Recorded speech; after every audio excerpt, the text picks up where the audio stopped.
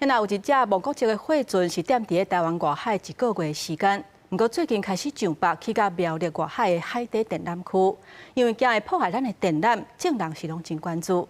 现在海巡署是强调讲，拢有专停伫咧监控，彩白暗的时阵，这只船啊已经驶走啊。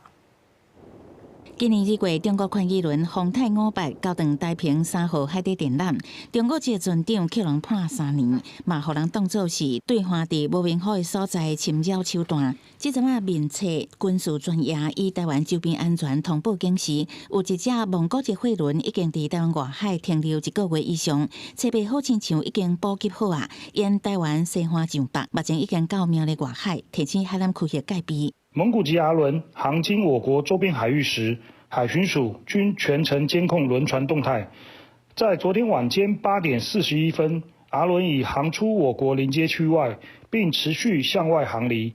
海巡署讲，已经有甲友军运用联合情感侦手段严密监控，有各样就会随调派舰艇查处。不过，这只货轮伫台湾外海已经停留1个月过，时间无算短。专家提醒，爱分阶段检视，会当降低各单位应处能量，提高防护作为。就是在黑名单 AIS 有没有启动？是不是在高敏感海域？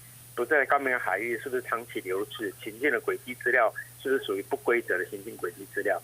那这些呢，都可以分阶段的去订定我们的不同的应处的一些行政的规则。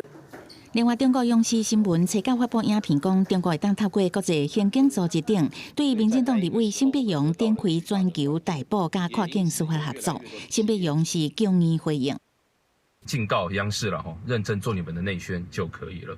台湾跟中国是一边一国，台湾跟中国两边就是互不隶属，不要妄想用罗织罪迷的方式把你们的手伸到我们台湾来。